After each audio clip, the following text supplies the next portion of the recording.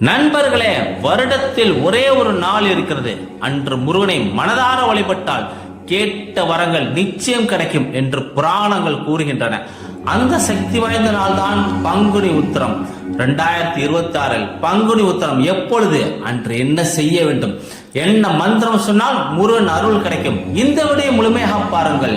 பங்குனி மாதத்தில் பௌர்ணமி உத்திர நட்சத்திரமும் இணைந்து வரும் நாள் தான் பங்குனி உத்திரம். 2026 ஆண்டு ஏப்ரல் 1 இந்த புனித நாள் வருகிறது. இந்த நாளில் தமிழகத்தில் உள்ள அனைத்து முருகன் கோவிலிலும் திருக்கல்யாண வைபவம், அபிஷேகம், சிறப்பு பூஜைகள், ஊர்வலம் மிக விமர்சையாக நடைபெறும். புராணங்களில் கூறப்படுவது, இந்த புனித நாளில் முருகன் தெய்வானை திருமணம் செய்தார், சிவபெருமான் பார்வதி தேவியை திருமணம் செய்தார், ரங்கநாதர் ஆண்டாளை கல்யாணம் பண்ணார் என பல தெய்வங்களில் திருக்கல்யாணம் நடந்த தினம் இந்த நாள். அதனால் தான் பங்குனி உத்திரம் திருமண தடை நீக்கும் நாள், குடும்ப நலம் தரும் நாள், வரம் தரும் நாள் என இந்துக்கள் நம்புகின்றனர். சித்தர்கள் கூறுவது, பங்குனி உத்திரத்துக்கு முன் 15 நாட்கள் விரதம் இருந்தால் மிகப்பெரிய பலன் கிடைக்கும்.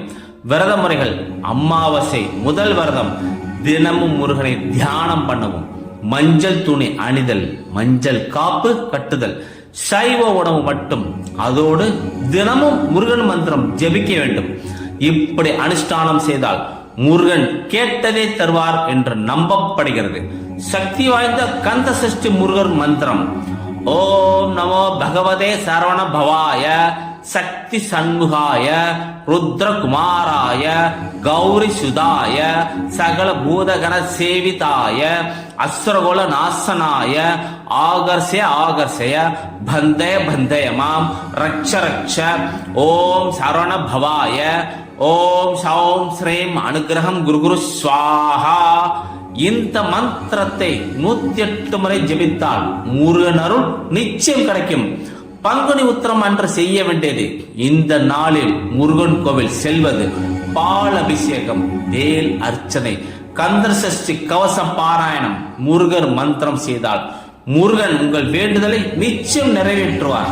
நண்பர்களே, இந்த பங்குனி உத்திரம் அன்று முருகனை மனதார வழிபடுங்கள். அவர் அருள் கிடைத்தால் வாழ்க்கையில் எந்த பிரச்சனையும் நீங்கும். முருகன் அருள் பெற இந்த வீடியோவை உங்கள் நண்பர்களுக்கு பகிருங்கள். வேலவா முருகன் அரோகரா.